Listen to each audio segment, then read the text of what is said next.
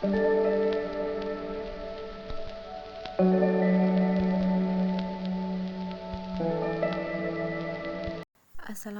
warahmatullahi wabarakatuh.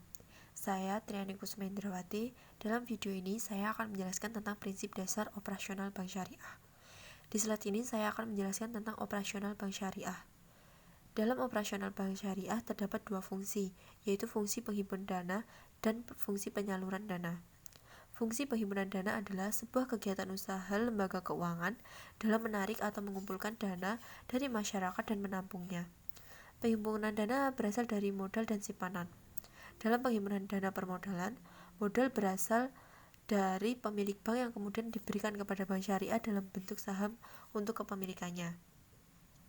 Penghimpunan dana simpanan berasal dari masyarakat yang menyimpan dan menitipkan dananya dalam bentuk produk.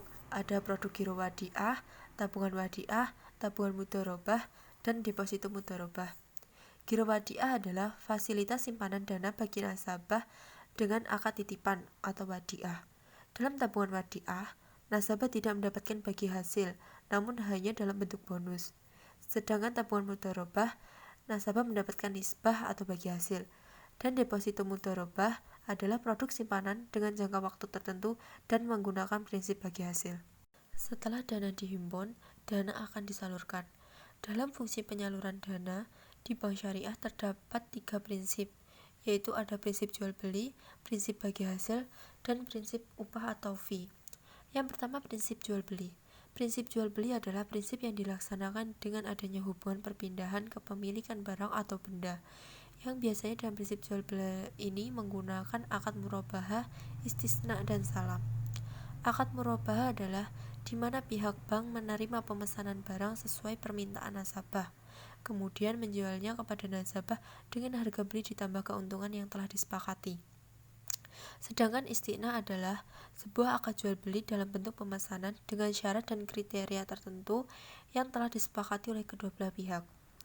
Dan salam adalah akad jual beli dalam bentuk sebuah pemesanan, namun pengiriman barang tidak secara langsung pada waktu pemesanan, tetapi ditunda pada waktu tertentu yang telah disetujui oleh kedua belah pihak. Yang kedua, prinsip bagi hasil. Dalam prinsip bagi hasil ini terdapat dua akad, yaitu akad mudharabah dan akad musyarakah.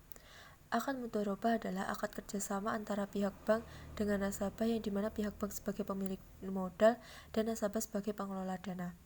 Sedangkan akad musyarakah adalah akad kerjasama yang dimana pihak bank dan nasabah sama-sama memberikan modal pada usahanya dengan pembagian nisbah atau bagi hasil yang telah disepakati bersama. Dan yang terakhir ada prinsip upah atau fee. Yang termasuk ke dalam upah atau fee adalah ijarah, wakalah, kafalah, dan hawalah. Ijarah adalah biaya sewa tanpa perpindahan hak kepemilikan barang. Sedangkan wakalah adalah menyerahkan kekuasaan seseorang kepada orang lain yang diwakilkan. Dan kafalah adalah akad pemberian jaminan. Serta hawalah dilaksanakan dalam bentuk anjak piutang atau pengalihan penyelesaian piutang. Dalam bank syariah terdapat fungsi sosial. Yang termasuk ke dalam fungsi sosial adalah qard.